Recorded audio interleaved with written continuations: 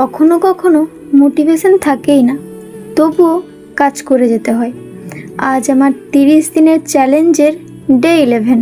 10 দিন পার হয়ে গেল, আর এখন বুঝতে পারছি চ্যালেঞ্জটা শুধু কাজ করার জন্য নয়, প্রতিদিন একটু একটু করে নিজেকে বদলানোর জন্য। সব দিন প্রোডাক্টিভ থাকবে না, সব দিন মোটিভেশনও থাকবে না।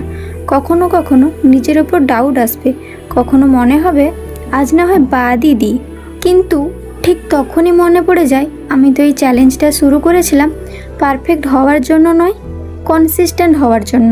একদিনের ছোট্ট এফোর্টে হয়তো খুব বেশি কিছু বদলাবে না, কিন্তু প্রতিদিনের ছোট ছোট এফোর্ট হয়তো একদিন বড় একটা রেজাল্ট তৈরি করবে। ডে 11 কমপ্লিট, আরও 19 দিন বাকি। চলতে থাকি, দেখি শেষ পর্যন্ত কোথায় পৌঁছতে পারি। তুমিও কি তোমার গোলের জন্য আজ ছোট্ট একটা স্টেপ নেবে? যদি নিতে চাও তাহলে এখনই আমাকে কমেন্ট করো। আর হ্যাঁ, ফলো করে নিলে আমি নিজে তোমাকে গাইড করব।